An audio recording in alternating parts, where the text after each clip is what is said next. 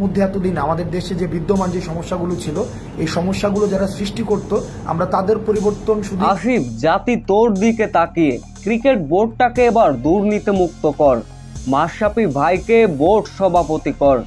এবার লাইভে এসে মাশরাফি বিন মুর্তজাকে নিয়ে বোমা ফাটিয়ে আসিফকে যা বললেন হাসনাত আব্দুল্লাহ। ছাত্র আন্দোলন নিয়ে চুপ থাকায় মাশরাফির ভক্তরা তার উপর ক্ষোভ ঝেড়েছিলেন। অবশেষে এক নিউজ সাক্ষাৎকারে তিনি তার ভুল স্বীকার করেছেন। সেই সংবাদ মাধ্যমে তিনি জানিয়েছেন ক্রিকেটটাকে নিয়ে কাজ করতে চান, ক্রিকেটটাকে নিয়ে আগলে ধরে বাঁচতে চান। সরকার বদলের পর নিজের প্রাণ বাঁচানোই এখন যেন ফরজ হয়েছে নাজমুল হোসেন পাপনের। ক্রিকেট বোর্ড সভাপতির দায়িত্ব তো দূরে থাক, এখন তিনি কিভাবে বাঁচবেন সেই চিন্তায় মগ্ন। তবে এখন প্রশ্ন আসতে পারে, কে হতে পারে বাংলাদেশের বোর্ড সভাপতি? যুব ক্রীড়া মন্ত্রণালয়ের পছন্দের তালিকায় রয়েছেন সাবেক ক্রিকেটার এবং মাশরাফি বিন মুর্তজা। এদিকে ক্রীড়া মন্ত্রণালয়ের আসিফ মাহমুদের বন্ধু হাসনাত আব্দুল্লাহ এক স্ট্যাটাসে বলেন, আসিফ তোর এবার ক্রিকেট বোর্ডটাকে দুর্নীতি মুক্ত করতে হবে।